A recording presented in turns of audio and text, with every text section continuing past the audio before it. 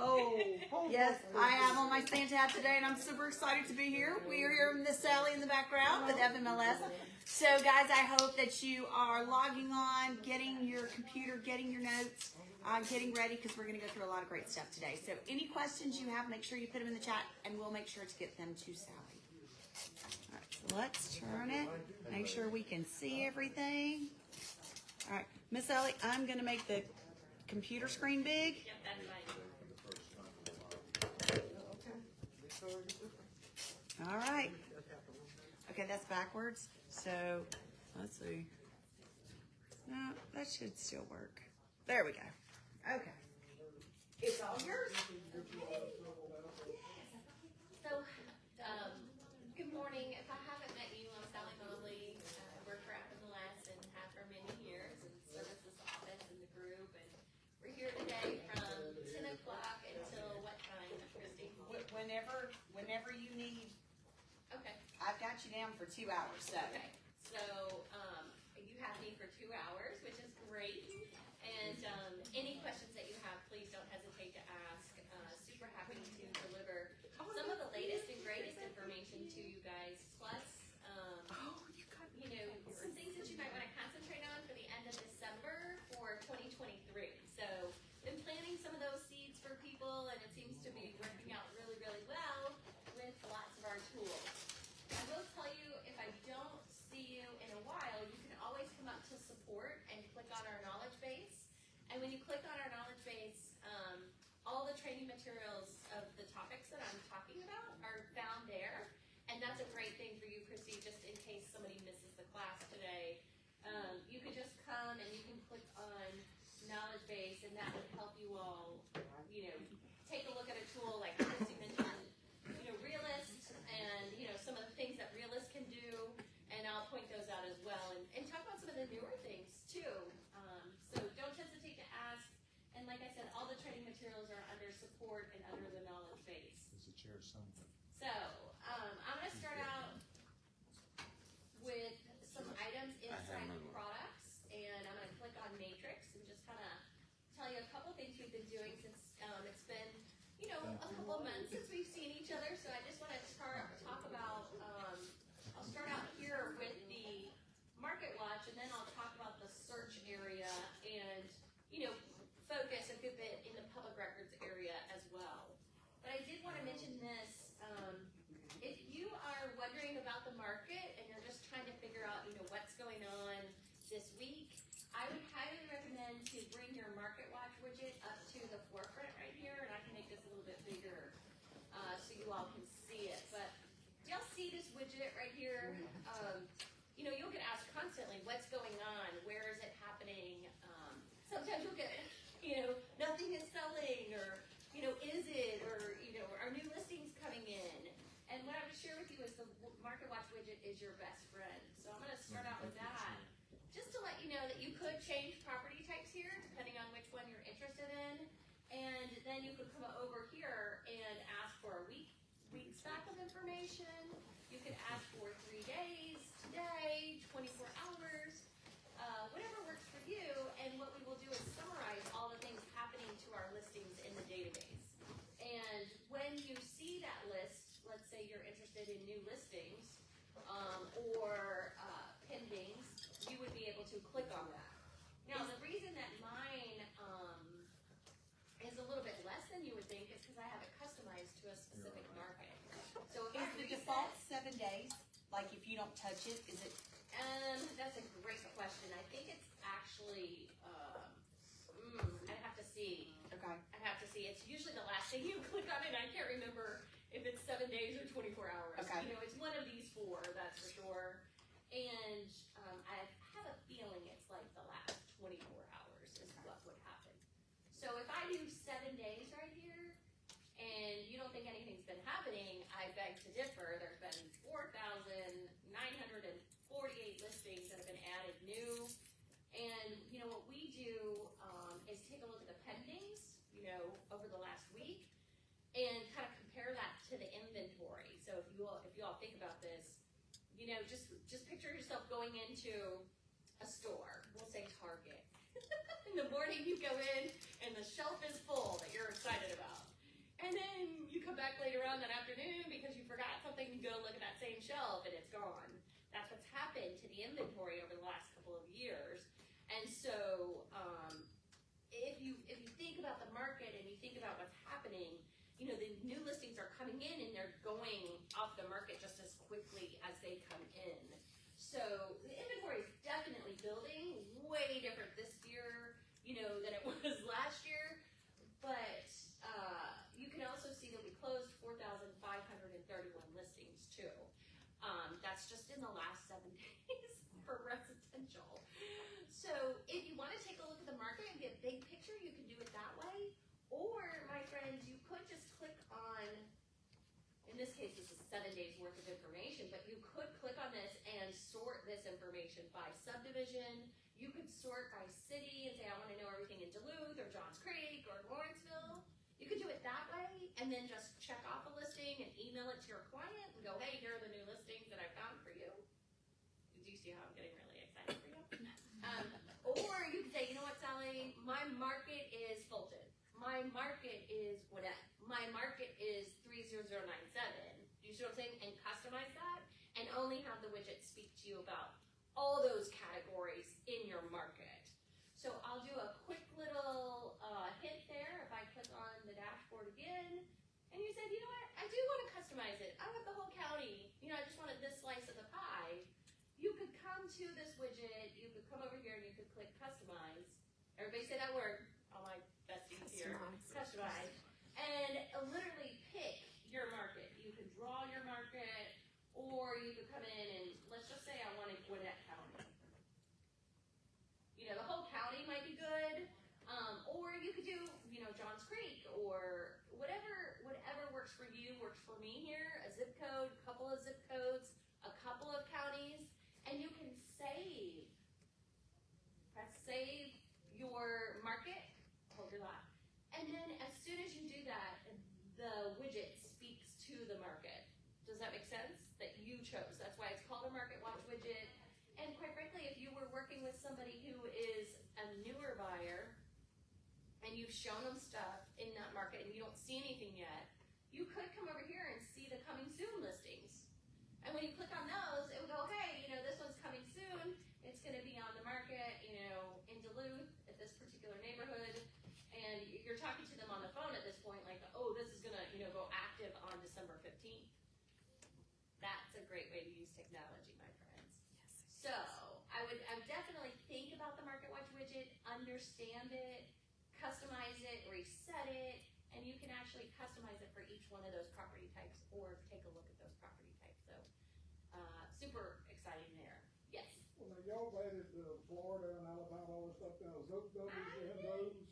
Those won't factor into my Gwinnett search. I mean, but it would in that total number But, bring up? It has to do with the, how should I say, like the listing service you're entering in from. So here, more importantly to that question is if I click on search, I'm going to answer his question. The question is, hey, have you been doing other things than just looking at data and FMLS? And the answer is absolutely yes. We have what we call partnerships now. They've happened organically. So if you uncheck FMLS, if you uncheck this right here, and you check Middle Georgia, you would then have just a data share right into seeing all the live local Macon listings, which is Middle Georgia. So it just depends on how you're searching and where you're searching as to what database it is. But, you know, the majority of you will stay here in the FMLS area right in here. When I click this, you know, it just decides which partnership or which data share you want to see. And that's all evolved through the last 2.5 years. It's organic. So some of you do referrals to those areas. Right. And what you would see is that we have the data inside here for you to take a look at very quickly. For Middle Georgia, Gulf Coast, just so you know, is Mobile, Alabama area. Greater Alabama is Birmingham. Stellar MLS is like northern Florida, like the Orlando area, plus Puerto Rico. And then in the top here, Oh, that's awesome. oh my gosh, Do you see where it says Omni MLS? Latin America. I'm gonna say that again. I know. So yeah, you know, if my eyes look like they have circles under them, we've been doing a lot of that kind of stuff in the back end just to bring it to you with one-click technology so you can see that data. And we've got a lot of agents that are expanding out to the other areas, not only in Georgia, but you know, around the region. And these partnerships just kind of keep evolving, just to keep you informed of that data, just in case you need it for referrals or you have licenses in those states as well to do that work. And Sally, this helps us. Our name is Coldwell Banker. You know that. Yeah. But you work with everybody, right? We're international. Oh, I This know. helps us so much to be able to bank on that. Yes, right. yes. And It's so impressive. Yeah. we're so happy about it. So thank you so much for mentioning that. It's been you know, really, really great getting together, you know, with the other MLSs and talking about these partnerships and these data shares. But absolutely, sky's the limit for you. And, you know, super excited about that. The other thing I'll tell you we're a proponent of too is, you know, that beautiful key that you have in the state of Georgia to open up that lockbox. We're really big into what we call e-key reciprocity. And we've been developing partnerships across the state of Georgia.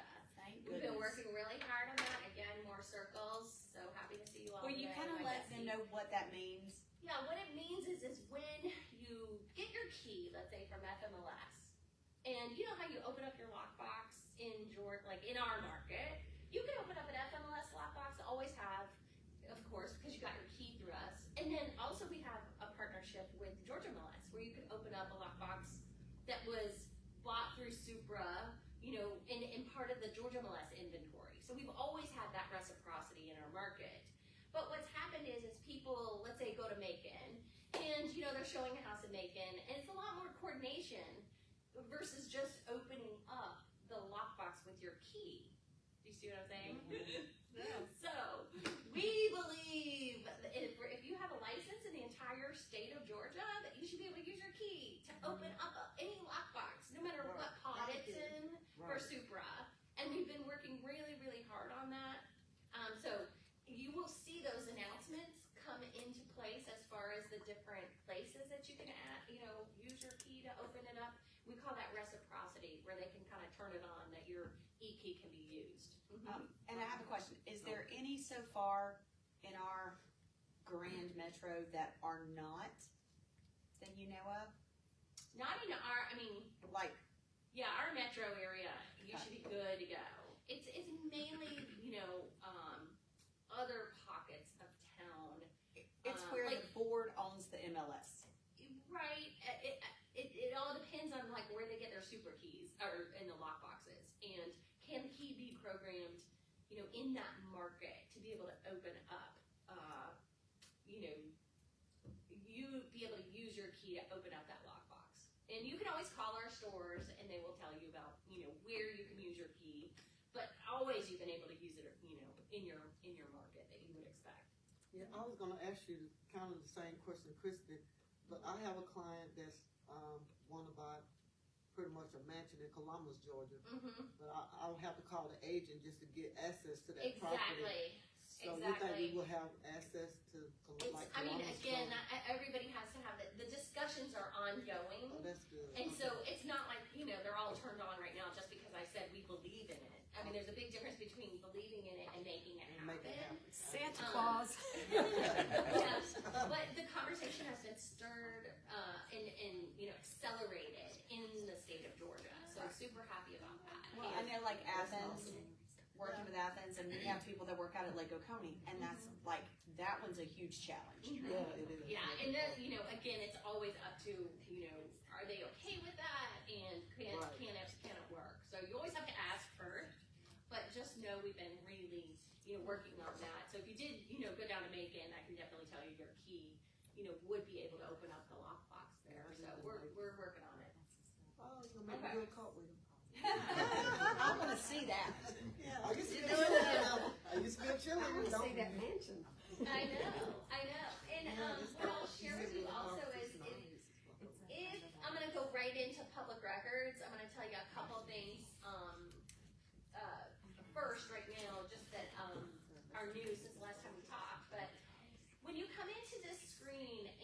search. Like I'll search Duluth right now. I'm gonna do Duluth, and I'm gonna click on results. Some reminders, you can check off listings, down in here under actions, and you can of course email them, you can print them, you have a share link button, you have CMA, you have directions. Anybody ever need driving directions? If you've forgotten about that, that's right there down at the bottom. We have statistics, we have exporting that data, preparing a quick CMA, cloud CMA, and showing time. So please don't forget about all those. Those are super powerful actions. I will also share with you when you are looking at your displays. Let me just check these three off for just a second. If you go down past actions and you click refine, I don't know if you've ever done that before. Sometimes people are scared to do anything else. So if you check out these listings and you click refine and you click narrow, then you would only have those three on your screen, which is great. Some people don't know that. Some people go, ooh, Sallie, I want to unrefine. And like, can I go back to the list? But that's a smaller list right there, and you could just go right back to original results right in there. And when you click on original results, you'd still have those same check. So just wanted to let you know, refine is super powerful. I love the cart feature. Yes, we That's love like the cart amazing. feature to stay more organized. And one of the things that we've been working on also, let me come down to a listing and I'll click in it. This is called the Matrix 360 view. And the reason that it's there is to give you a full-on description of the property based on what the listing agent put in. And we know how helpful that can be because the public doesn't, always get every single detail like that, right? And this is the live local listing database. But you can do a lot of research very quickly here. So I want to call your attention to a couple of tabs that I think will be super helpful for you.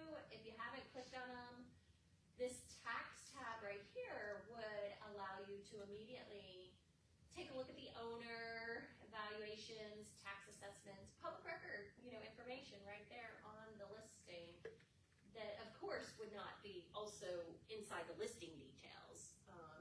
Some of that data can come over, but that tax tab is super helpful right there to talk about market sale information. And you have data currency, like how quickly, have we gotten the data from the county, and then realist tax, that's a link to the full-on realist system that I'll talk about for a good bit today. So if you like that, scoot on over past the photos. By the way, you can have 200 photos. Did you guys hear that? Photos. Did you guys hear that? I'm still shocked. Yeah. 200 photos. And the reason for that is because people spend so much time online, and we do a lot of exposure for you when you put your listing in across not only this system, but to millions of feeds, if you will, and you get millions of hits on these listings every day, and so we know people spend time on the photos. So that's great where you can go through all the photos this way. If it was an open house that the agent had said they were having, it would be here. You also have history, which is one of my favorites because I'm kind of like, give it all to me in a nutshell. And so you'll see every single listing that this property has had in our database. Super helpful there. And then the sales history as you come down from the public records, and you know as well as I do, seller to buyer, when did that happen? In addition to you researching this property, in the system. And then of course that very important mortgage information that can help you do research too. So 3 types of history right in there. When you scoot on over to the parcel map, again, that's very public record-y. And so people ask me all the time, Sallie, why do you have 3 maps here? And I am here to explain that to you. Number 1 is topography. Okay, so this is the first map that comes in. And again, if you don't know this property very well, you could say to yourself, okay, where is this property in relation to the neighborhood? You could zoom in and zoom out. Number 2, how many times do you get asked about the lot dimensions? So the second map is all about, you know, the estimated lot dimensions of the lot, what it looks like, and super helpful there. Which I love. Emphasize estimated because it's not a survey that We we always can bank say on. estimated. You are so right. And everything is information deemed reliable but not guaranteed, my friends. And then this one, it looks so basic, but it's so big. You should always wonder to yourself, be curious. Why would this map be so much bigger than the others? And that is because you are now in the neighborhood. And if you wanted to research this neighborhood a little bit better, and you thought, gosh, you know, I'm very interested in this particular property, I don't know anything, you know, across the street about this property, who owns it, you could just click on those, how do I say it, those parcels, inside those parcel lot lines, which we can do all the time, and you would be able to do the lot dimensions on that property, go into the tax record for that property. So what I'm sharing with you is you're in the neighborhood, and maybe you want to scoot around the neighborhood and get to know other people in that neighborhood a little bit better. And all these are clickable. Say that to yourself. All of those are clickable. So if it was a listing in FMLS, we could get you to that listing link. You know, of course we're going to get you to the tax record as well. Well, what people don't know is the maps, the layers. So if I click on layers right here, oh my God, if you've ever had layers on a cake, I'm here to tell you that the layers on a map in real estate are going to taste better than the cake. Because in real estate, what you're trying to do is research, and you're trying to get to know a neighborhood better. So these layers in Realist, these layers on a map in Remind, these layers in Matrix help you research very, very quickly. So if I didn't know, for instance, all of the, I'll say, owner names, or square footage, or bedrooms, I could get that layer by just being curious on the layer icon right there. And so this is parcel characteristics, and right in here, if I click on, for instance, owner name, you will see that there's been a lot of time spent, you know, on these layers over the last several years. And if I start to zoom in, now I know, in zoom in even further, you know, I'm going to see who all the owner names are near, you know, this property. More importantly, I may need to do a layer for building square footage, because maybe I don't know what's on file for all of these, and I want to kind of compare this particular property that I'm on with the square footage around here. So if you layer, life will be really good to you. And if you like layering, you really are interested in Realist, like public records, and Remind, I call it the R products. Super helpful there. And, you know, simple things like, you know, just zooming in or zooming out into your pocket of town, you know, will get you what you need. And Sallie, You're I'm good. gonna move this because they can't hear you. That's what I was doing, was responding. Okay, yeah, no worries. All right, let's see. This is a little better. Okay. And while I'm doing that, I don't know if you've also noticed, we talked about it in the last meeting, the Pegman. It all depends on the neighborhood that you're in, but the Pegman is, let me zoom out a little bit just so you can see this a little bit better. It's always in the bottom right-hand corner of a map, and if the Google van has been able to drive down the road with the cameras on top, then you would see virtual driving. You would be able to. So it depends on if it's a gated neighborhood. Of course, the van might not have been able to go in there. So what I would share with you is you can drag the Pegman out, and of course you're not going to see that in here, but I could, you know, be on any road that's blue and drive down that neighborhood. And so if you've never done that before, Yeah. you know, would've it's never kind of found that. funky because sometimes you feel like you're on the other side of the street, the way you're moving your mouse, and so you might end up on the grass. But once you get used to dragging the little Pegman on the blue line, it's virtual driving, and that means the Google van has gone there. Have y'all ever been behind that van? And it has the cameras on top.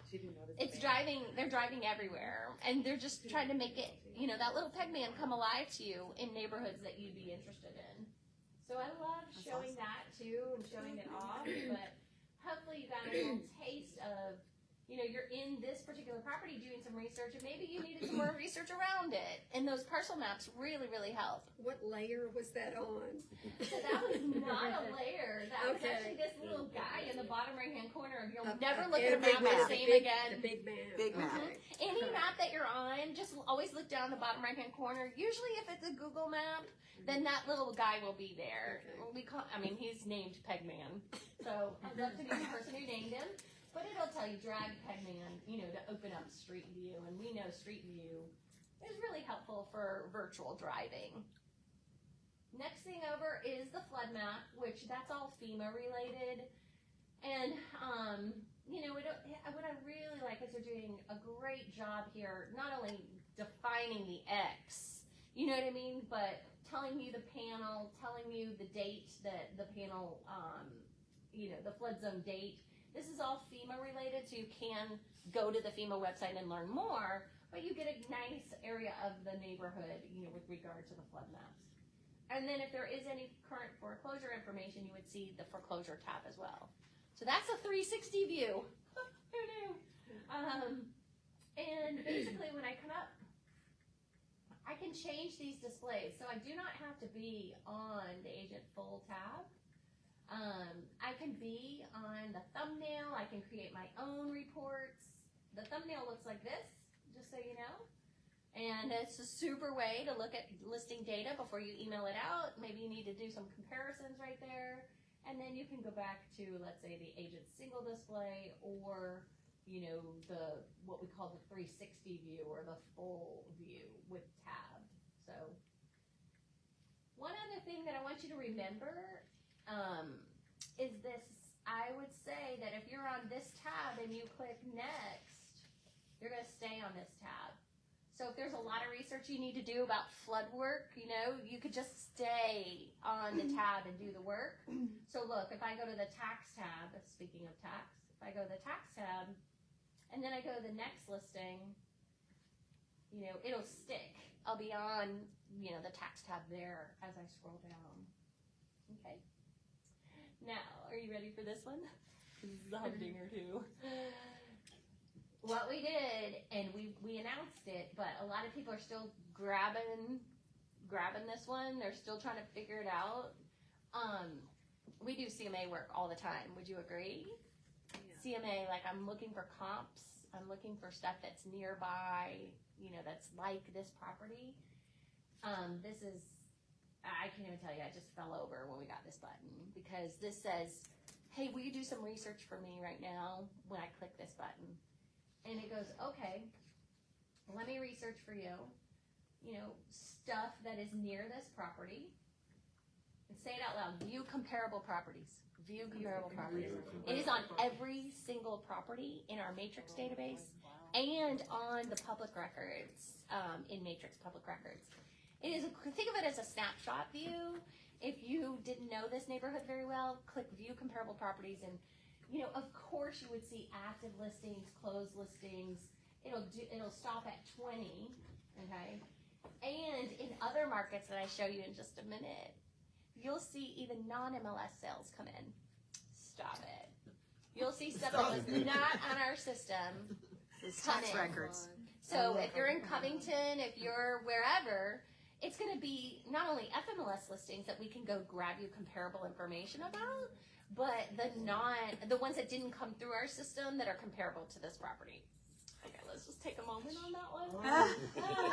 So what you could do is actually, you can check them all up if you want to, or you can just say view the report. So view comparable properties. Who can't do that? You can click that button, and then view report, and then look, you have a brief summary that you can download in a heartbeat. And that's what we're trying to get you with all this data. And I just, you know, I'm showing the system off just a little bit, because maybe you just haven't clicked on that button because you're like, what am I going to have to do? And so what I would share with you is definitely get to know the view comparable button, and I'll show you that it's on every property. It doesn't have to be an active listing. It doesn't have to be a pending. It doesn't have to be a closed, but it's there for the taking. And Is it on a certain screen or every screen? It's typically when you open up the property Okay. in the full report. I don't think it's anywhere else other than here in the top right when you open up the listing. Great question. So if you haven't used that, highly recommend that because it'll give you a nice little snapshot and save you some time. Oh.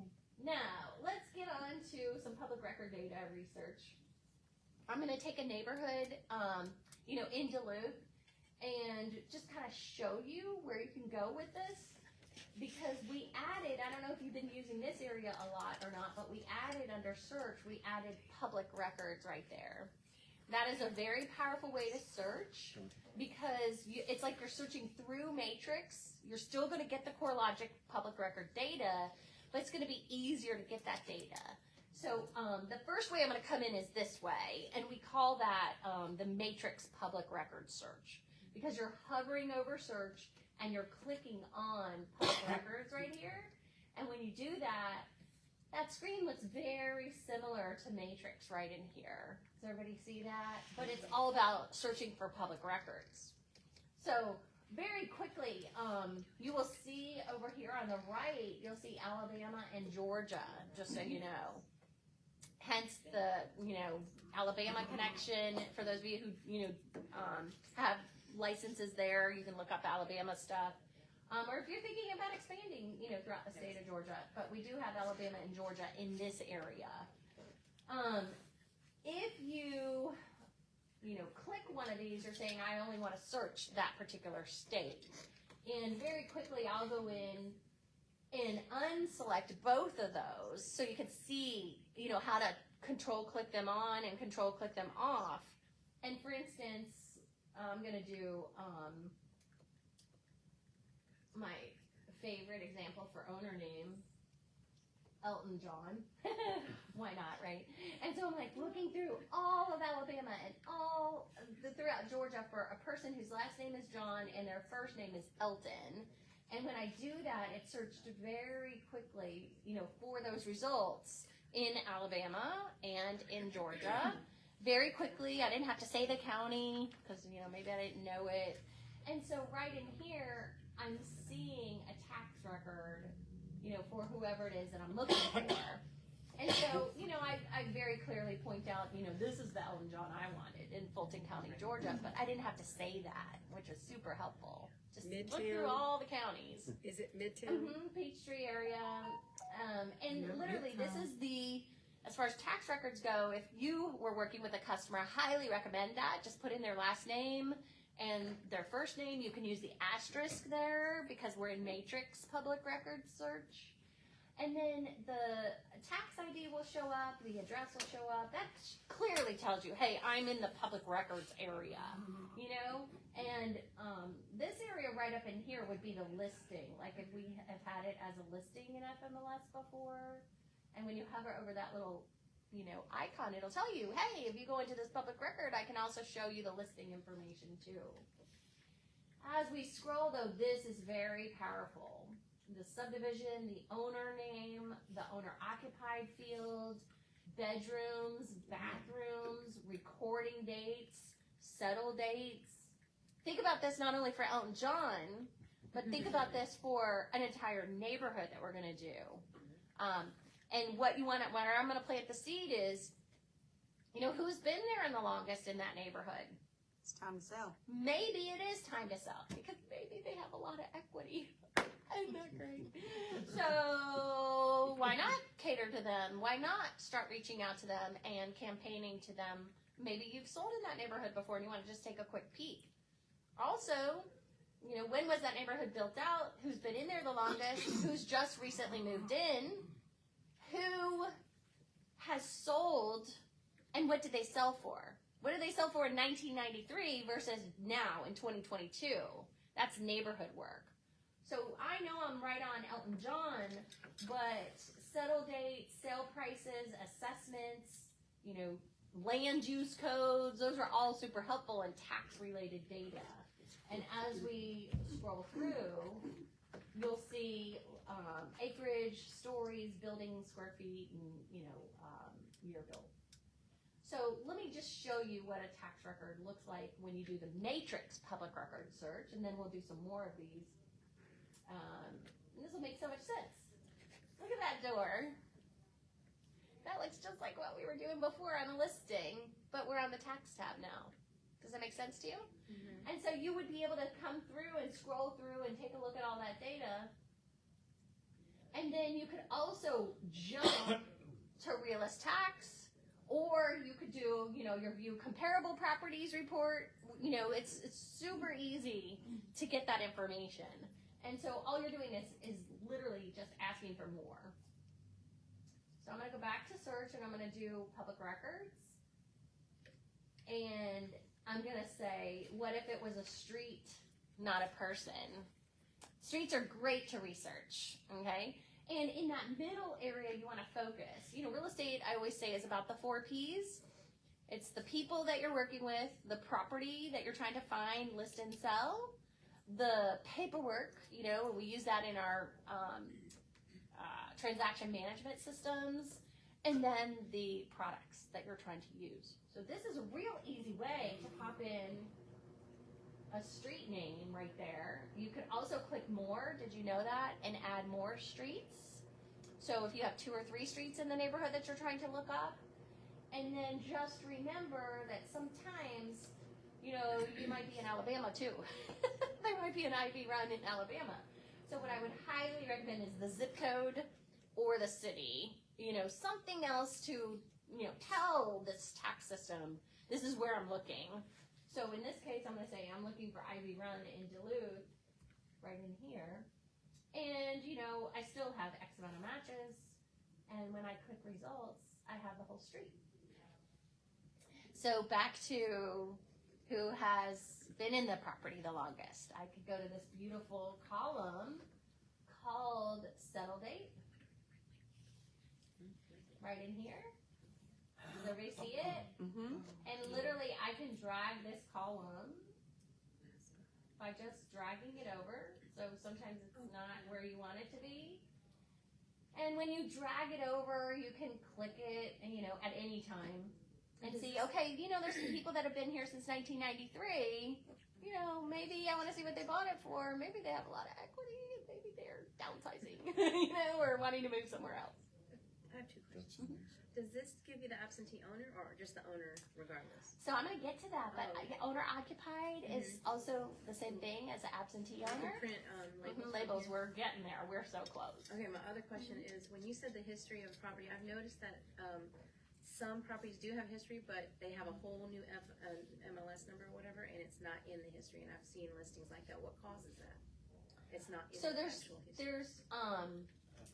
there's listing history, Yeah. and then there's the tax history. So When I went if into you the want listing, if you want Yeah. full on tax history, then I would go to full on realist tax. no, when you see the properties have listed before, expired, withdrawn, blah, blah, blah, and you can see the whole, I've seen new ones come up and it's not in the old listings. I've seen them like 3 times they were listed, but then a new one's generate a whole nother page. It might have to do. We'd have to look at that on an individual basis, Okay. because sometimes when the listing agent puts in the address, it's like matching all that up to the previous listing history. Got it. So if you have examples of that, definitely let me know. Pull one. If I don't know one off the top of my head, but I've seen it happen. Okay. Yeah, and the whole goal is to just try to get you the address as many times as it has been listed. Sometimes we can't do that because of something with the house number, street name, directional, city, state, zip that was entered for the listing. Okay. And sometimes also the different property types, if it was land and also residential detached, the connection there, but we're always trying. And I'll show you something about that in Big On Realist Tax too. But here, I could sort this by owner name, and if I want all the mailing labels for this entire street, maybe I just want to focus on that in the neighborhood, because, maybe I live on that street, or I'm listing on that street, and I want to do mailing labels. You could check every single one of these off if you wanted to, and under actions, this is going to sound a little bit different than what we're used to in Realist. But anytime you want to print something out, you go down to print. Good things happen when you print, by the way. So when you check these off and you click print, it goes, oh, okay, do you want to print the grid, that you're on? Do you want to do the mailing labels out of this area as well? And right here, I can do, for instance, owner property address. put the owner name on it, and then put the property address on it. When I check this off and I click print to PDF, I'll have mailing labels for you in less than 30 seconds. Stop it. Isn't that amazing? Let's just take a moment and figure out what we just did here. Where's We Jen? made your life just like admin earlier. So it's a game changer. Great. We found that address, that street name so quickly. That's what I'm saying to you, is if you go to search and you click on public records, I just think you're going to find stuff so quickly. And we'll use the mothership a little bit later to understand the differences there, because that's holding all the data. That's the CoreLogic realist system. But this matrix public records way of searching, I think, is super helpful. And very simple. Simple is the key to our world, right? So absolutely. Christy, you can figure it out. And then I was you gonna could say- download these if you wanted to. Yep. And the other thing that I'll share with you, and I'll do this for a neighborhood as well, but you can also do the owner tax address too. Speaking of owner occupied, yeses and nos, you could say, I really, really want that owner tax address, because that's where the tax bill goes. And when you click print to PDF, you'll get the owner name. And then look at this one right here. This is the owner and their tax bill. So if you need to really get to the owner of that Ivy Run property, that would be, sending that particular correspondence to Roswell, Georgia. With this, Sally, can you just download the list instead of printing it to? Yes, you can.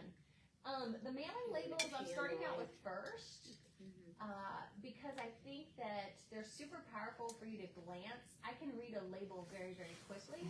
So if I do the whole neighborhood and then I glance through all those properties real quickly, then I know, oh, okay, this is where, like, these are out-of-state owners or these are in-state. You get the owner name. It could be the LLC name.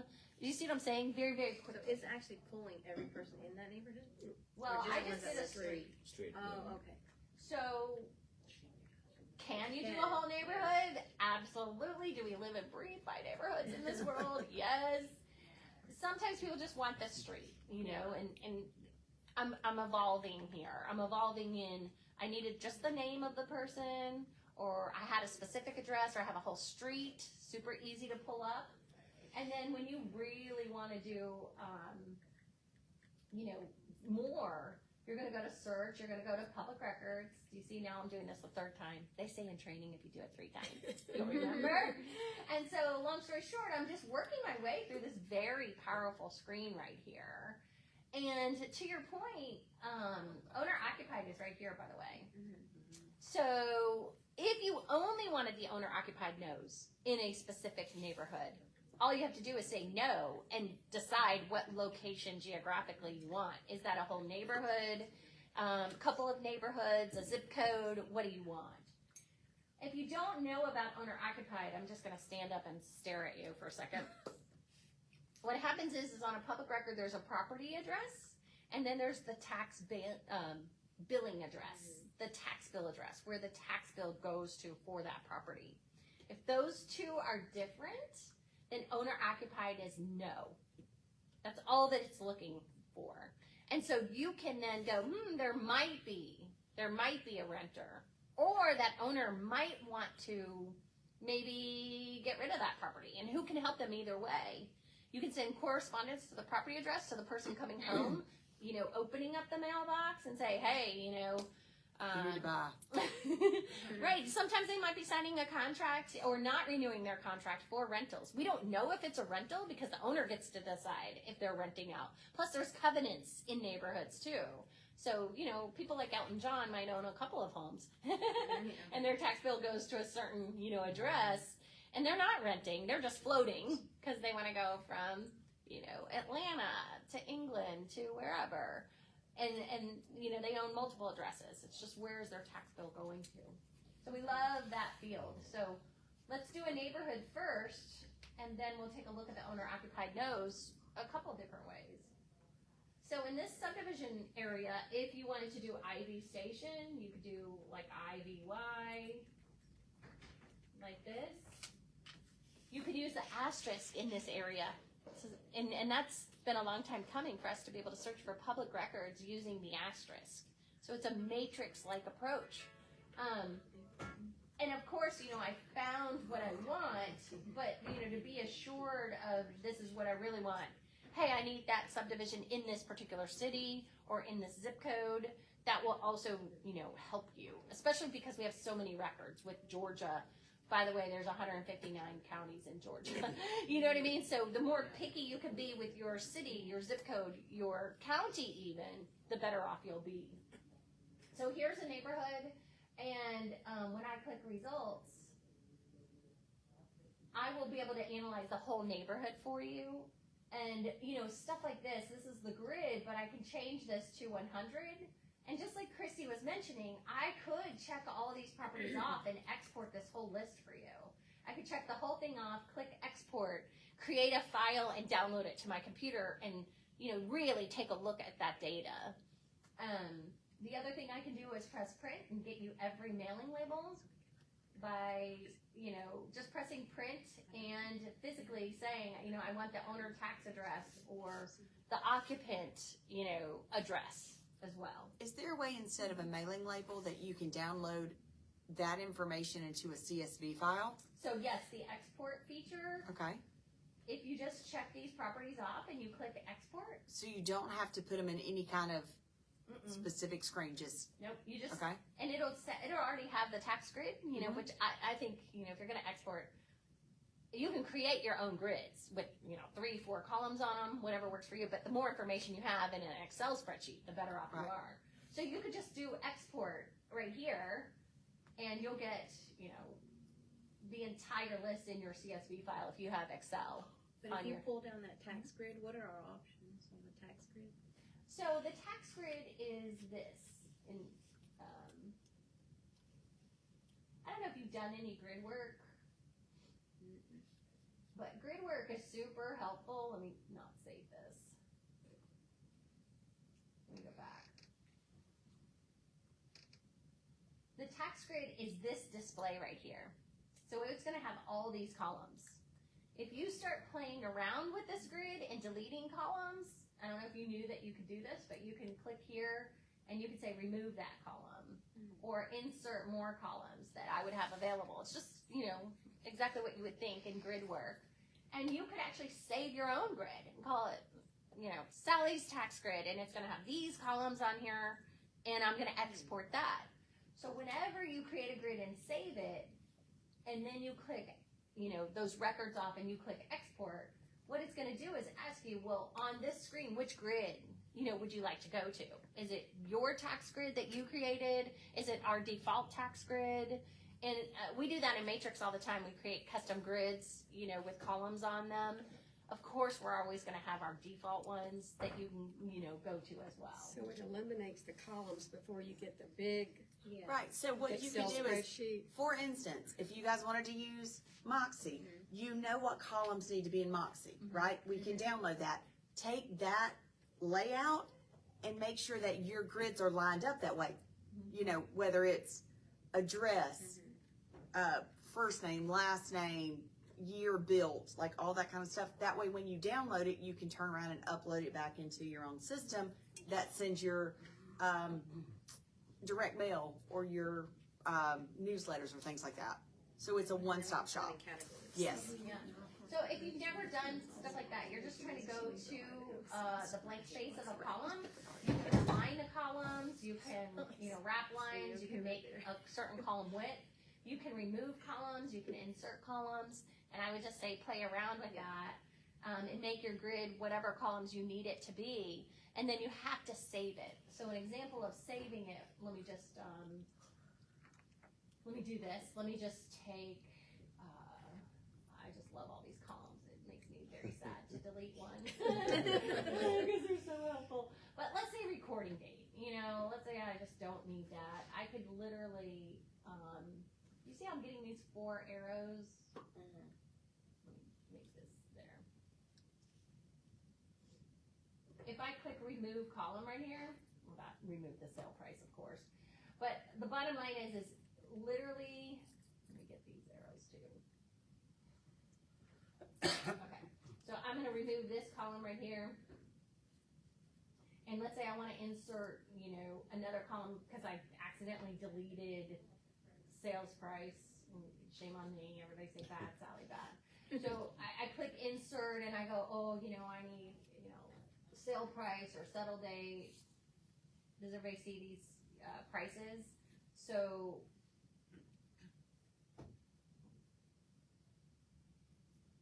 all right, so something like this, and then click apply, and then physically, I would get that column, however I want it, however I need it, and that's me moving stuff around.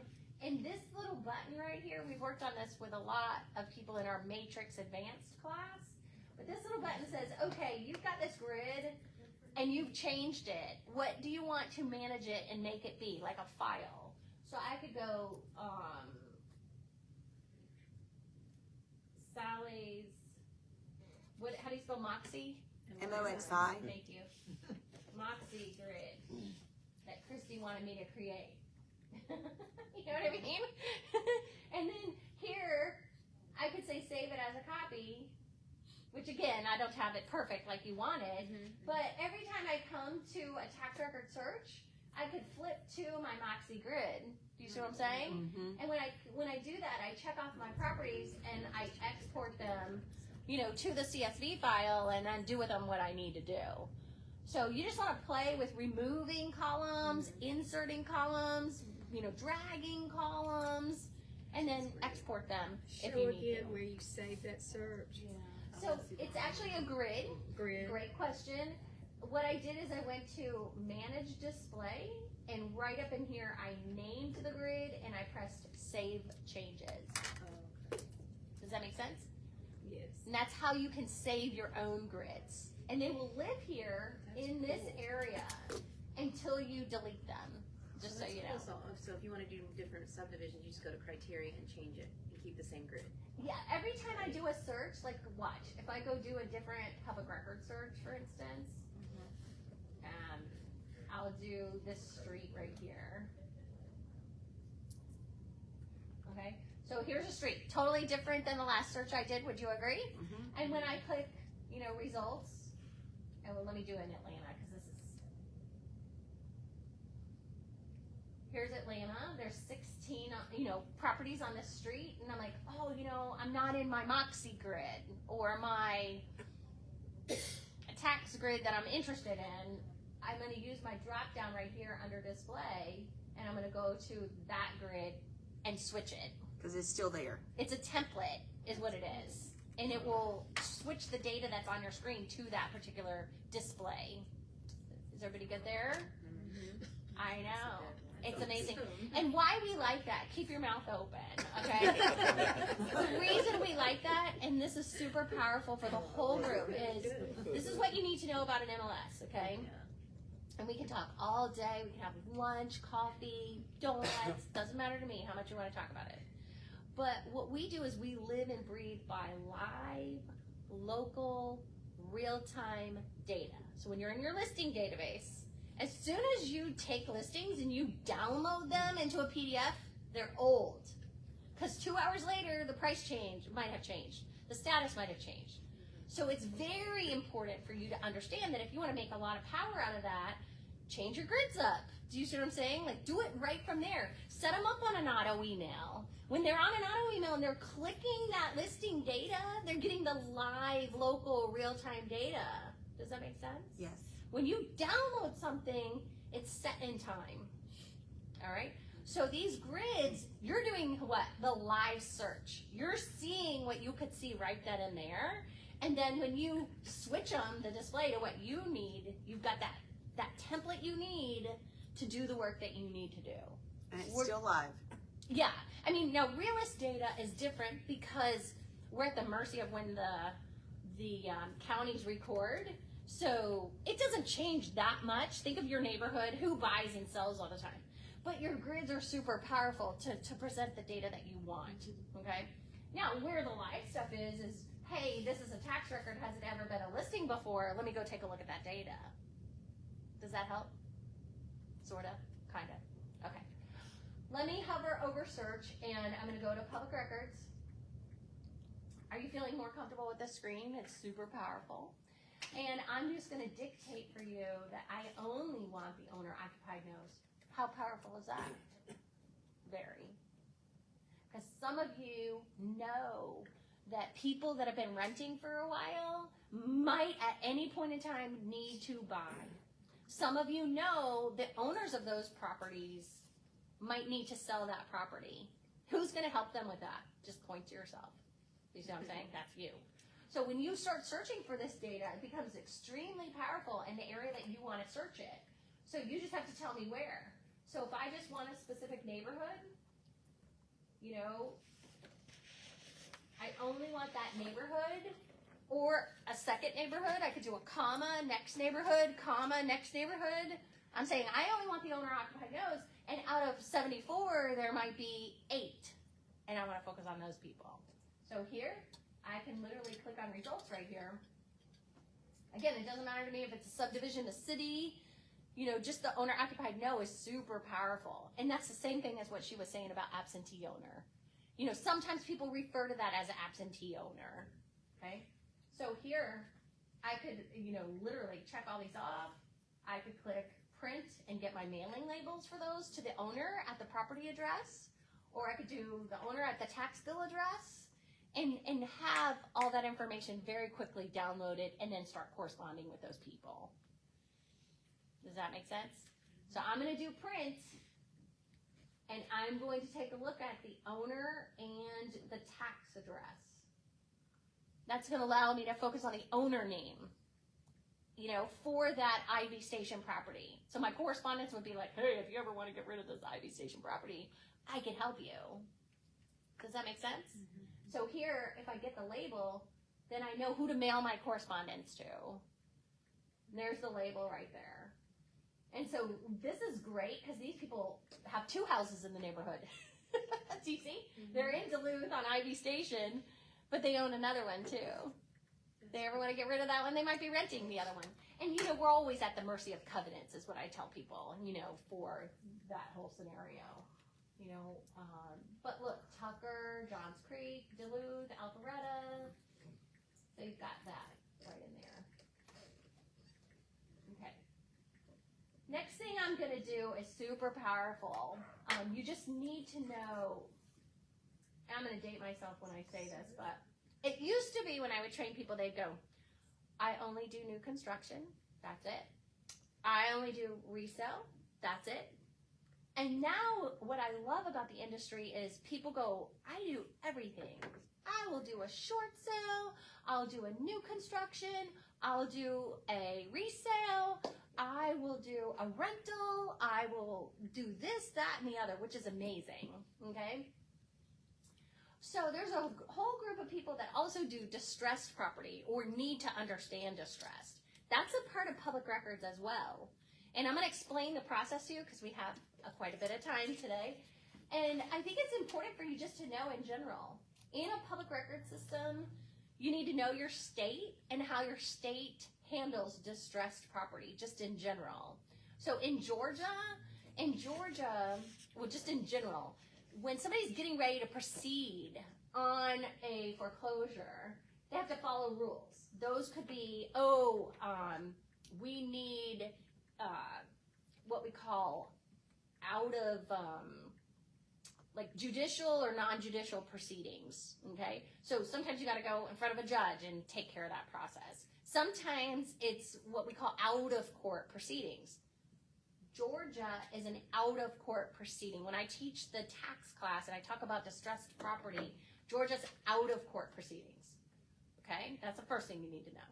Second thing you need to know is that when somebody's proceeding with a foreclosure is a requirement in the state of Georgia that you put a notice of sale in the local paper for 4 weeks straight. So if you've ever, please take a look at the notice of sale section, and that has to go in 4 weeks straight because the auctions happen on the first Tuesday of every month. So do you think our tax vendor is going to track that? Is that the bank that puts on the sale? It's the lender, like whoever it's going in-house to, okay? So no matter who that is, they would have to follow those proceedings, okay? So our vendor, CoreLogic, what they've done for years is they have looked at property records, of course, they gather property record data. They also look at notice of sales. And if there's a match, they will flag the property for yellow when they see the notice of sale. And, you know, it's a part of the phase of, oh, I see a yellow, that's an auction. And that color code is super important. You might be looking at any tax record in our system and see a yellow. Typically what will happen is the auction will happen. And then if you've ever watched HGTV before, you know, people show up at that auction and they do an as is, they pay cash. It might auction, it might not auction. So what you care about in the state of Georgia is what is the process. So it gets flagged, you know, notice of sale happens, the auction happens.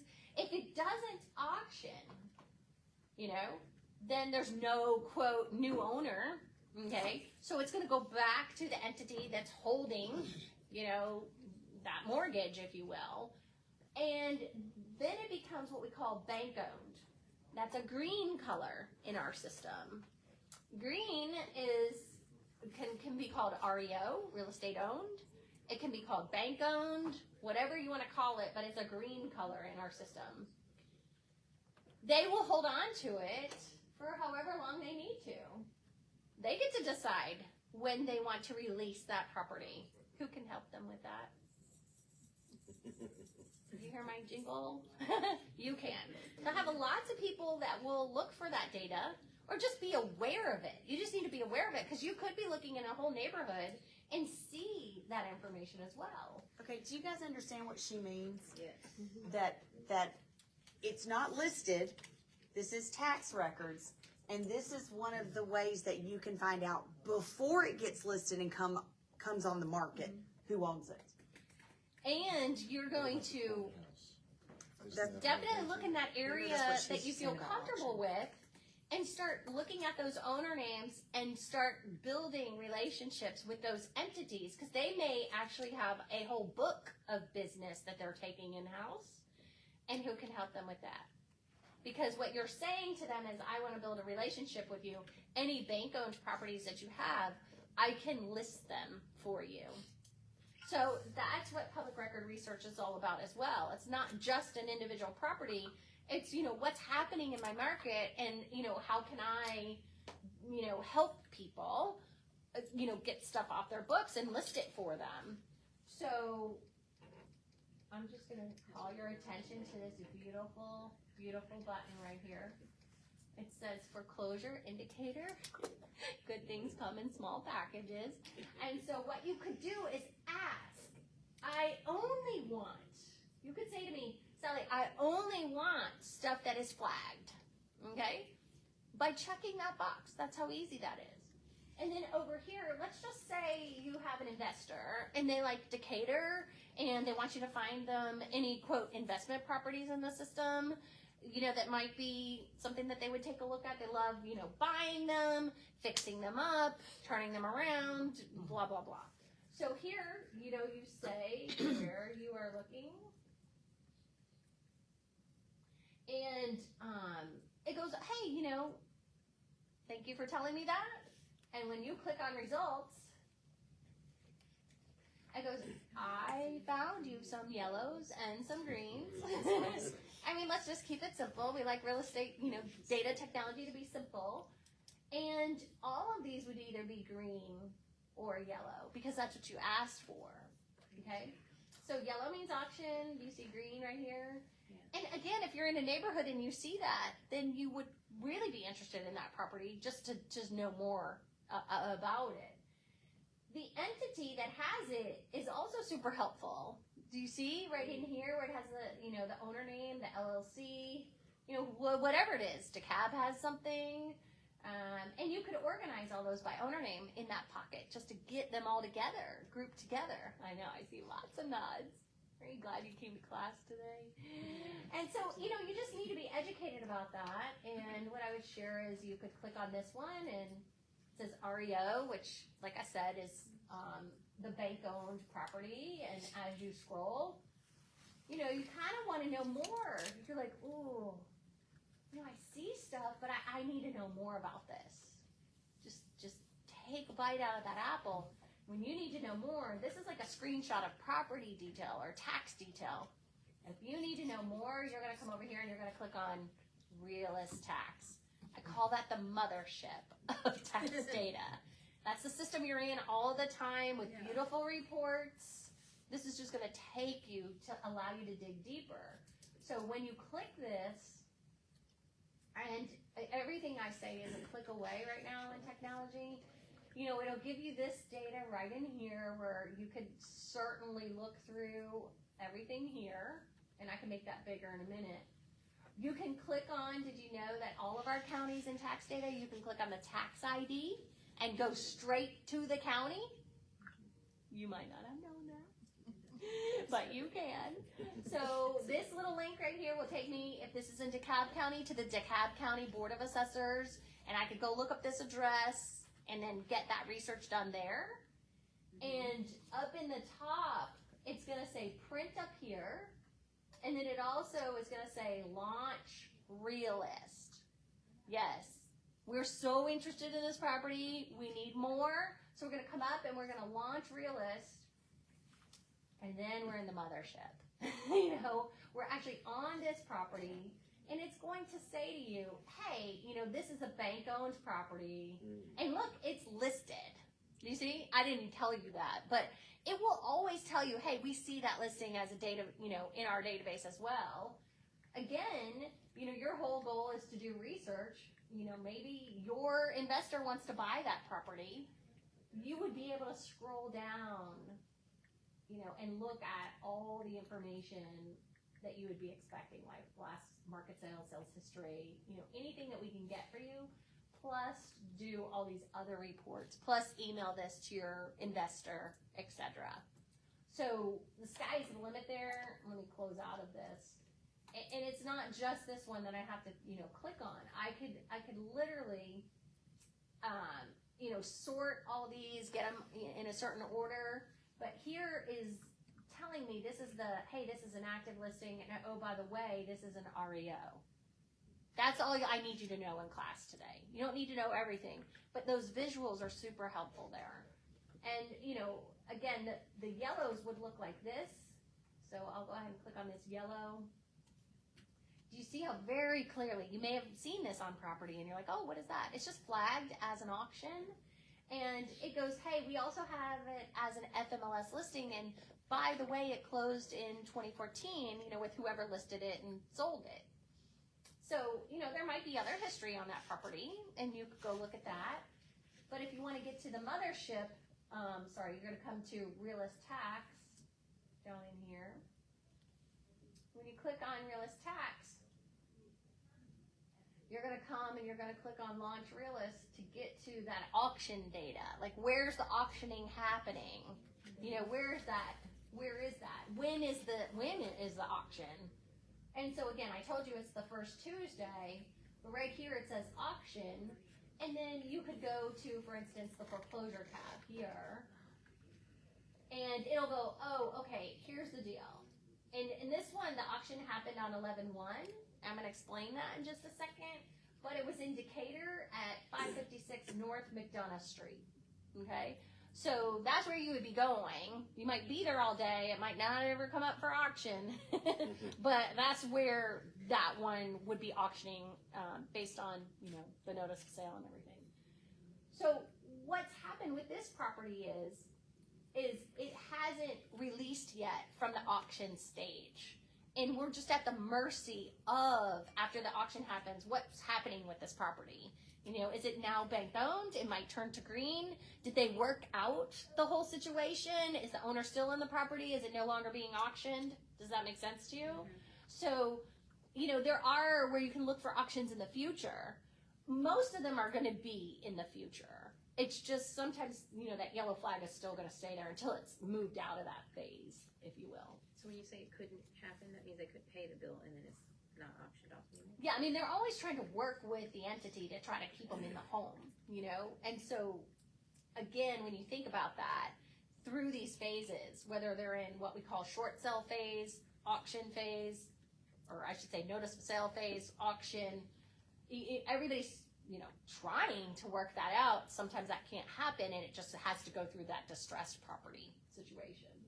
But I just want you to see the links there, and boy, are they powerful. So if you ever see that, definitely pay attention, because it could be a slice of pie, that you're interested in, and you just want to work with that to try to list those properties, if you will. I'm also going to go to search for just a minute, and we're going to just have a moment. And that moment would be, what if my client is really interested in short sales? Okay? That means, like the listing database. All right? So if an agent is listing a short sale, you would be able to come to special listing conditions in the listing database, and you'd be able to say, you know what, I want to find any listings, that are residential in this particular pocket of town where the listing agent has said they're a short sale. Does that make sense to you? So you could do that and click results here and maybe take a look at that particular property for your customer. So there's a big difference between public record data and then, what a listing agent has taken, in an exclusive right to sell to try to, list it. So super helpful there. And then the last thing in this area that I'm going to cover, is anybody learning anything? Yes. I'm going to cover over More here than we under can public absorb. record. Yeah. That, of course you can go to any of these counties, in Georgia if you'd like, or you can pick Alabama. But as I scroll down, very important for those of you who say to me, you know what, Sallie, I do stuff other than residential. I do more. I need to do some more research on maybe residential lots in Winder, and who owns those, or commercial. Do you think public records is going to have more?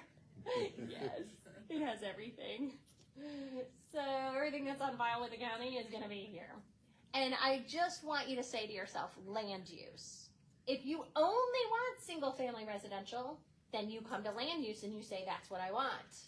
Does that make sense? Mm-hmm. If you only want commercial lots, you can come to land use. If you've got a customer who's interested in the hospital, land use code, you can look that up very easy by just coming here. And when you click on land use right here, just breathe in right now through your nose and then breathe out. This is called a yoga breathe.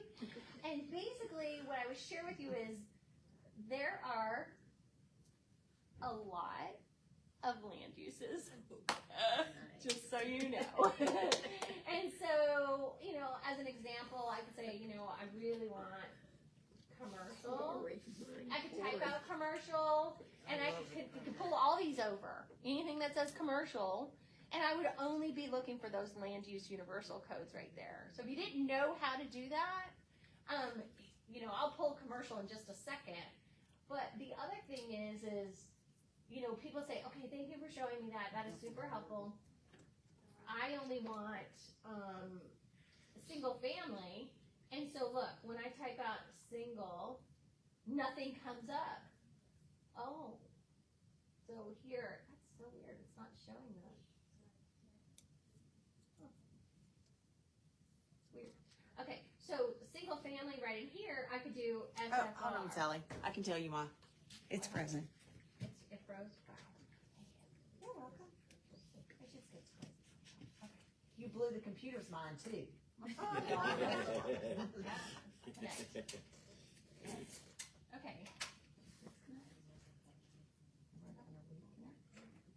But for you to know the feats, you've done it before too. Yeah, there we go. Single family. Thank you. You're We make a good team, Chrissy and I do. We go around the state. So here we are. If you typed out single, you wouldn't see it, but see how that says SFR? So just look for the S's. And if you only want single family residential, you click it and you click add, and you would only control bringing back single family residential. Same with commercial or condominiums or townhomes, the way that they're classified. So take a look at this and let me do this. Let me do commercial, just so you'll believe me. and I'll do, did you know you could select all of these? I can literally do shift, click, and then click add here, and then click OK if I want them all. And now I'm saying only look for these particular land uses, and maybe I want those in, I'll say the city of Winder and the city of Bethlehem. You know, and I could come over and, you know, control for the whole county. You know, maybe I just want Barrow County. And it goes, oh, Sallie, you know, I found you 272 results. And that's it's very matrix-like. You know what I mean? It just looks like you're expecting.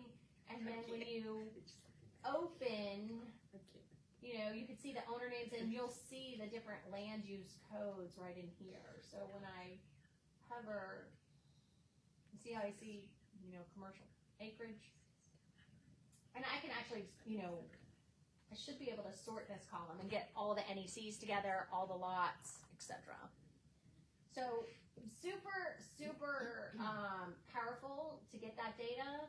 And again, the look and feel of a commercial property is going to be different than, you know, a single family residential, right? So how you doing? Great. Everybody good there? Okay. The next area that I feel like I should go to with you is this public records, okay? Because there's some layering that you can do here that I think is super helpful. In addition to you also finding a lot of data, you have a county limit, if you will. So what I was showing you under this search in public records, you know, that's great to spot check some areas, take a look at that data, export that data like we talked about, do the mailing labels for that. But you do also have a lot of power inside the public records area. So I'm going to just spend a hot moment coming into this very popular database of ours that I'm going to share with you looks like this, that many of you have gotten to notice. And let me split this view right here. On the left is the searching, and on the right is the map and the display. Okay, so still public record data, it's just the way you search it is a tad bit different. And you know, when we start looking over here, we can change our county, and this is Georgia, Alabama, and Tennessee. So we're able in this system to get one more state. I will tell you, you know, in this mothership, that's a really hard thing to do because we're always at the mercy of that county and how they record data and how often they record data and how good the data is. That's quite special too. And so, you know, it's really been a team effort of just really, you know, trying to make it just like we're spoiled, you know, with our Georgia data. So it's been a long time coming, but you know, I'm at Georgia right here, and I can select the different counties I want. And they upped that this year to 12 counties, which is still, think about the county that you live in. Now I'm a one county at a time kind of girl, but Brazelton, for instance, it spans 4 counties. So you'll be able to pick as many counties as you would like here, and you know, all you're doing is just checking them off. So whatever county you need, you know, Bartow, Cobb, it's there for the taking. And if you only want to see the Georgia counties, you know, and count them, all 159 of them, you know, they're there for the taking. But the majority you're going to be able to pick over here for your default is 12. Is everybody good there? Mm-hmm. Okay, so I'll go back to Gwinnett. I'm just going to do Gwinnett right now, and I'll click apply. And it goes, okay, you know, here are your counties, and if you had multiple counties, you would see way more than Gwinnett here, you know, and you'd be able to see all them listed. And then you have 2 types of searches. You have the quick search and you have the my search. The quick search here is to search up an address, you know, 3277 Ivanhoe, owner name, Elton John. If you have an FMLS listing number or a partial tax ID, yeah, that's right in there. And then you also have the My Search area. And the My Search area, believe it or not, there are several searches that you can have. You can have the general search open, the data search, or we already built a foreclosure search for you. So you can switch, and most people will do the general search right here. And what that would do when you're on the general search is give you, as you scroll, you know, all the fields that you'd be expecting, like subdivision, etc. So I'm going to do a subdivision search, if that's okay with you, and I'm going to do a neighborhood called Neely Farm. It's in Peachtree Corners. And so if I come over here and I click, just everybody take a yoga breathe, and then breathe out. And I'm going to click on select from list here, and if I type out Neely Farm, make sure I spelled it right, and click OK, this is tax data. This is like, hey, I just want to let you know that Neely Farm has been recorded a couple of different ways, so which one do you want? Whereas the other way I was searching in public records, I could have used the asterisk and found all the different recordings of Neely Farm. So a real nice thing that you can do is you can pick 100 subdivisions, and you could check this first one off, and then you could do a shift click all the way down to this bottom, and it should check them all, which is a nice little helpful hint for you. Or you can say, you know, I just want this phase, this phase, this phase. Every neighborhood is built out differently. Okay, so some neighborhoods you'll just see one recording for it. Some you'll see a ton. Again, you can pick 100 spellings of the neighborhood right here and click apply, and then it literally comes down here and it says, I think I got you everything. And you're like, cool, that's great. Now, you could also couple that with the city that Neely Farm is in. I mean, I'm in the county. Do you see? I'm controlling by the county. So I know I got the right Neely Farm, and that's always good when we go back. Off Spalding. Yeah, right? and when I go back to a lot of questions we used to get before is, hey, people are just asking me how big this neighborhood is. I haven't ever talked to the subdivision people about that. You know, do you know how many properties are in this neighborhood? If you're searching correctly, you'll see down at the bottom left, it goes, hey, you know, I found you 328 matches. Does that make sense to you now? So I could say, hey, that neighborhood, you know, I'm looking at it right now in the tax records. It looks like it's about 328 properties. Is that a big enough size for you? You know, I'll have to call the homeowners association, ask other questions, but, you know, this is what I'm seeing. And then guess what you can get? A lot of information for 328 records, right? So what you can do is you can press search, and you could say, you know what? I want to see where that neighborhood is. Is it the right neighborhood? And you would get this type of look and feel, and as you start to zoom in, you know, to the Neely Farm, let me just split it. I'll just do the map right here. I say, you know, just tell me where it is, and, you know, we're in Johns Creek, and I'm like, oh yeah, that's the right one. And this is going to freak you out a little bit. Like, I'm okay saying that, because you're like 320 something. What is all this? It's basically showing you where the neighborhood is. But it's also talking to Matrix right now and going, have we ever seen that Neely Farm property as a listing in Matrix before? Active, pending, expired, closed? Anybody want to take a guess as to how far back our sold database goes for Matrix? 15 years. 20. Close. We're at probably about 17 years worth of sold data. So we have an extensive listing database. We haven't had to purge listing data in a very, very long time. And the withdrawals and expires are probably at about 14 years. Do you see what I'm saying? And it's 30 plus years old. This Neely is Farms is. This is crazy. So Are the colors the same? So the black means we've never seen it in our system as a listing. Okay. The red is, oh yeah, you know, we've seen it as a closed listing. And you don't have to remember this. If you hover over those properties, it'll tell you. There's a yellow there. Yeah, there's a yellow. Yellow, when you hover over that, it's going to be pending. So when you hover over it, it goes, hey, there's a contract on this house. And then green typically is active. And so it can tell you in Neely Farm, like, really what's going on. And we'll get that information even better in a minute. You know, purple might be expired. You might want to go take a look at what that listing, you know, when it expired and what it expired for. Can I ask a question? I was just talking to an agent that has a listing in there. I have a client that's looking in there. Are you able to show the foreclosures in this search?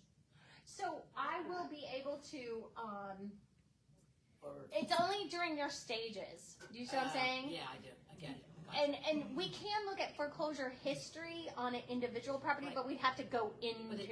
it doesn't show it in this, the one that you're on right now. It doesn't show that. I can layer foreclosure information right here, which I'll do a little bit later. Okay. But it has to be active. It has to be No like past. a current auction, a current bank owned, and this would be like a previous Right. bank owned that sold. Okay. So yes and no is what I would say. Uh-huh. But great question there, because we will go. This is my favorite button of all time to show people. So I just wanted you to see the neighborhood, and then help you understand that there are a lot of properties in this neighborhood, and the sky's the limit for you to market it. So if you sold homes in this neighborhood a while ago, let me go ahead and just switch over to the list side. You would be able to take a look at the spreadsheet. I love spreadsheets, by the way. They really help you analyze data quicker. And so here you're looking at that live Neely Farm information, and even if you wanted to go take a look at this property, that doesn't mean it sold yesterday. It just means we have a sold listing for this property. What tells you about people's sales is right here. So I'm taking 320 something properties, and I'm gonna sort right here by settle date. Here are the oldest people. So I would say if you're trying to get lists together, concentrate on some of these people in an older neighborhood that have been there for a while. They may be thinking about changing direction. And I always bring it back to you. Who can help them with that? So you can go to oldest, settle date. You can also go to newest settle date. And I tell people to do both, because you don't know what happened in 2022 for them. You don't know in this neighborhood what happened in 2020 and 2021. Now you're caught up, because those are all the recordings for that neighborhood. And you would be able to immediately compare a 2022 sale with in this case, let me go to settle date right in here. This is 1990. A 1990 sale, or a 2015. Let me do it again. Okay, that's better. A 1987 sale. You see what I'm saying? And so that's super helpful to understand what's happened to the neighborhood over time. Again, we're trying to research this neighborhood so that when we go in, we start to take a look at it and do these mailing labels. We're sending those marketing materials.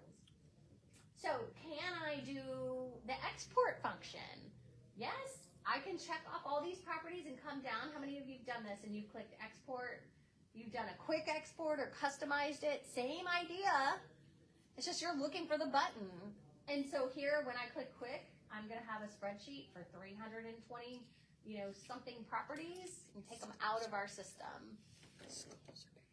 And I could work that list for Neely Farm, for 2023. So that's going to take just a second. I mean, I love you, but, sometimes it takes a little second, a hot minute to bring 327 properties to a spreadsheet. And then you just, make the columns bigger and then do with it in Excel what you need to do and name the spreadsheet and work it. Okay, now I'm going to close out that. And then I'm going to share with you that the labels, this was the first area that I had ever seen labels before.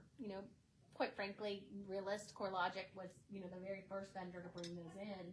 And if you come over here and you click on labels, doesn't matter to me which ones you want, the owner-occupied no's, the owner-occupied yeses. You basically click labels, and what I like about these labels that you can't do in a lot of labels is you can customize them. And this is what this means. You can come down and you can say, okay, yeah, I want to use a tax bill address and I want to show the owner. But I also want to type out that I know that they're a Neely Farm owner. Do you see what I'm saying? So I can add that to the label, which not a lot of label tools can do. So as an example here, I could say Neely Farm, I could say resident, and then I could come down and say yes, include, foreign addresses, eliminate duplicates. Again, I can do tax bill or property address, either one, doesn't matter to me which one you choose or what custom label you write. And in this system, you get 5,000, export/labels that you can take out of this system every month. On the 15th, it resets for the next month, just so you know. So, there's a limit to how many labels. You can't just go in and take all of Gwinnett County, today. But the bottom line is you'll come down and you'll click that and you'll click create and you'll have your labels, right here that you could work for Neely Farm. You didn't have to check all of those. You could have sorted them and then said, I only want to deal with the 20, or the 1977 people and create those labels. But they're going to be, right in here, and you'll be able to scroll as you scroll. And you'll see, Neely Farm resident, because you type that in. So I love that. The other thing that I think is important is that you understand you have a lot of control over this list. So if I split this and I don't want all these properties, I can uncheck them all, and then I can check the ones that I'm interested in. And look what happens. Okay. So they're going to appear, and they keep coming up in this little format. But when I do that, they're going to appear, in that particular pocket of town. And so, what I select is what's shown on the map. And it's certainly easy to do this too. You can come here to this little menu, and it'll say, table view, right in here. And you can also customize the table by saying show only, selected rows, show and hide the columns. So if I click this, then only three of the 327 would be on my screen. So I don't know if you knew that you could do that. You could have 327 and then take some off by just customizing the table right in here. And all this is printable, by the way. You could print this. I could say, oh my gosh, I want to print this for my presentation, and I want to do the map and the table, or just the map, or just the table, or 3 reports right now. So everything that you do in this system can be printed, it can be emailed, you can do labels, you can do export. Plus, you can go into each individual, like if I really want to take a look at this one, see this reports down at the bottom right? I can go into the reports for all 3, or I can just double click on a property, and let me double click on one. And the reason I call this the mothership, for those of you who've taken our tax classes, we're going to give you the property information right in here. We're going to give you the owner information, the location, and the link to the tax record. So I'm going to go into it right in here. So this is 4585 Dairy Way. Remember that. See how I'm at Gwinnett County Assessor's Office? I could type 4585 Dairy Way. It all depends on how I type in this system as to whether or not it'll find, what you're looking for. And this is Gwinnett County Assessor's Office, all the information for Dairy Way. So if you've been trying to get to a county record differently, I think you'll get to the county records very easily by just clicking the county link. A lot of times we can get you straight into the property. Like sometimes in Cobb County, you'll go straight to the property. Sometimes you have to type the address out, but that's super important stuff too, because that's on file with the county right there. And as I scroll up and I want to get, out of the property detail for this particular, tax record, I can. And then you have comp reports that you can do. So anything on record, that has sold, you could say, oh, I really want to do a comp report here. I want to do market trending here. All these are customizable. Literally you're just You're saying what's going on in the area, what's going on, you know, with regard to this property and all the sales that are happening as compared to that. Look, when I scroll down, for instance, this one is median sale price. So here's median sale price in Gwinnett as it compares to the zip code, which is, you'll see Gwinnett is blue, the zip code is 30092, and then Norcross is the red. So it's the city compared to the zip code compared to the county. And that's super helpful for you too to understand where this property falls, you know, in relation to the county or the zip code that it's in. That's just one trend. One trend, and you have all these other trends. You also have neighbors. If you are nosy, in a good way, you could go look at people around this property and get a very nice report and compare your property to these others. You see what I'm saying? So if you like those kind of reports, the neighbor report is on the listings also. Anytime you see neighbors, it's going to go to tax and find the neighbors around there. And then neighborhood profile, that's super powerful too. That's a report that will give you schools in the area. And as I scroll down, you'll also see, so it's public, private, both. Businesses in the area, near the property. And then we default to eating and drinking and shopping in the area. Imagine that. So you could see, okay, you know, this is the stuff that's, you know, around here, and you can actually print that out. You can come up to the top and click print. You can email that to a client and say, here's what I researched. You can customize how you're viewing this neighbor profile, and you can certainly change what you're looking for to get your neighborhood profile back. So you could say, you know what, I want to go for businesses, you know, 1 mile out. I want to go, you know, more than, you know, drinking and shopping and eating. I want to see the banks on file because my customer, you know, has to go to the bank every day. So when I say tax record information, it's all that too to help you educate your client. And then the schools, it'll ask you how far out you would like to go. And do you want public schools, private schools, both? You know, whatever it can grab for you, and that mileage out.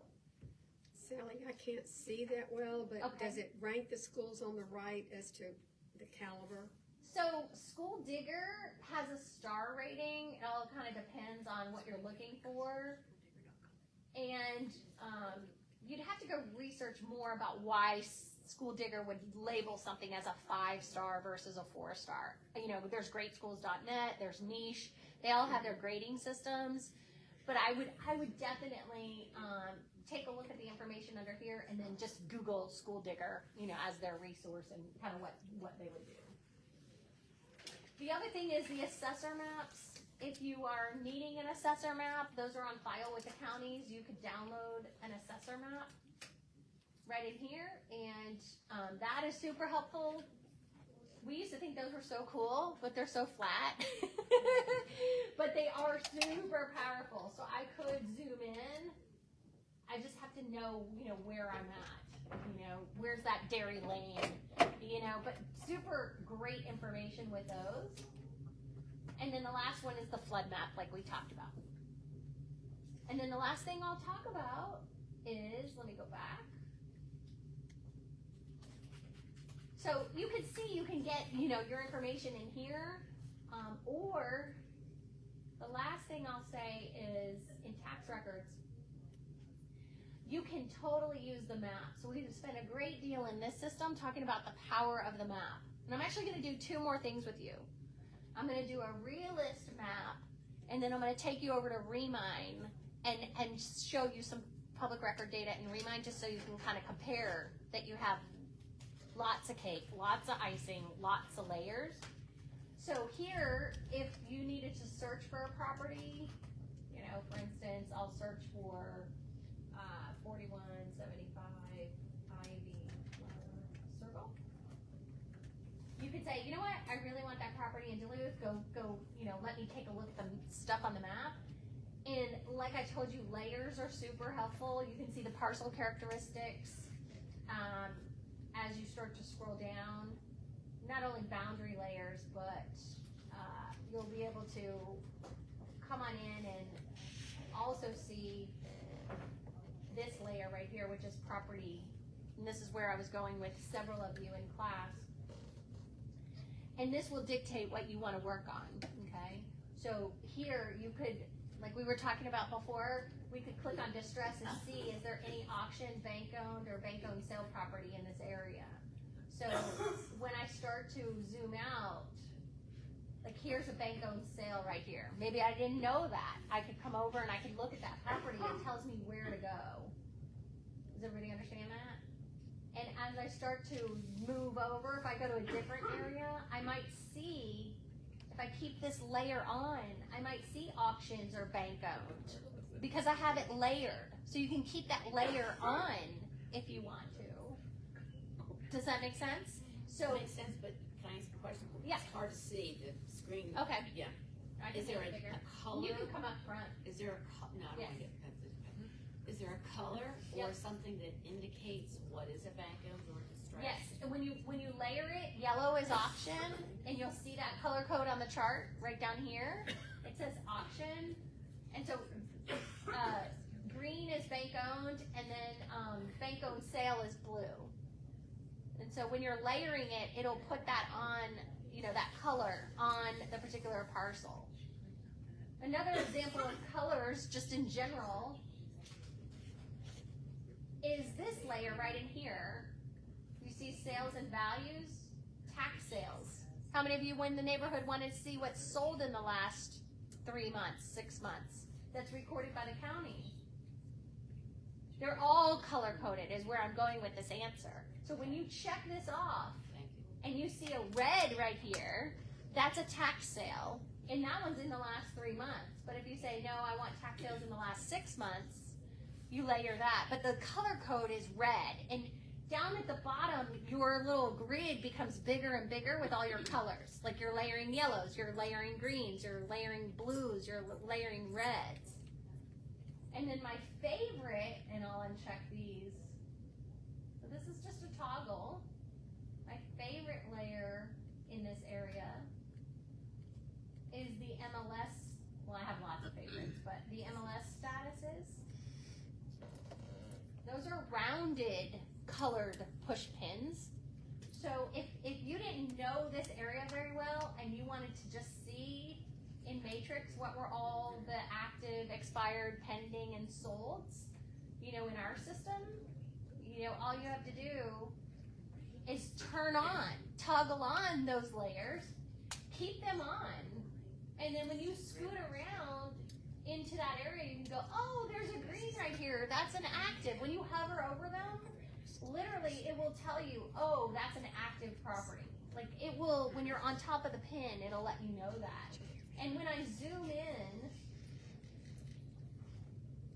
even if you couldn't see my colors from sitting in the back, when you zoom in, literally this will, when you hover over it, it will tell you when you even click it that, hey, that's an active listing, and let me go ahead and, show it to you, and you'd be able to open it up and see the listing information right in here, and it'll have the, the list price, the list date, etc.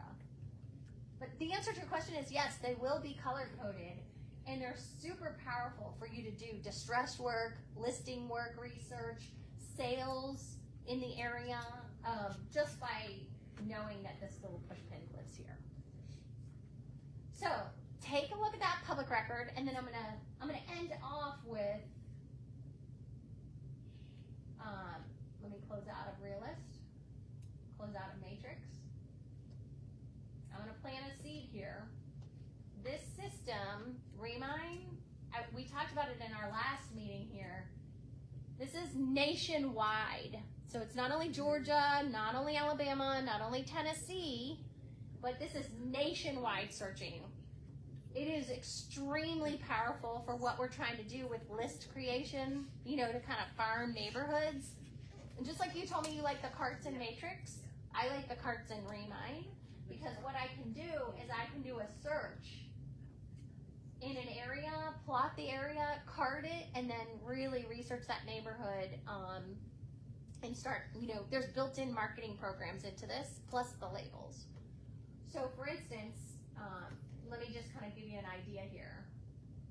If I go to, I'm going to keep in the same neighborhood in Duluth, 4175 Ivy Run Circle, and I'm planting a seed. Take an address and put it in all the products.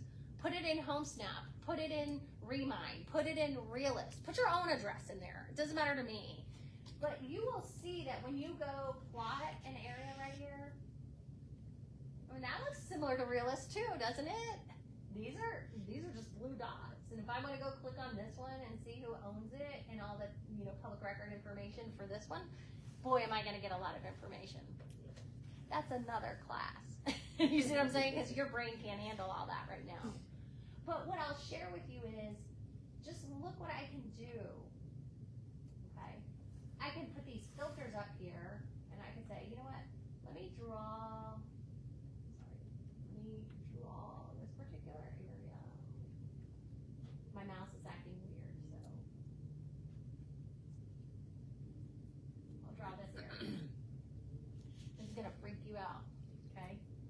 This is the area I want to farm, okay? And I want to know who has home equity in that area, $100,000 or more. Did you hear what I just said? Yes. Because if they have equity, I might be really excited about working with them because they might be able to sell. So it says, okay, you drew a rectangle right here. I'm so happy for you.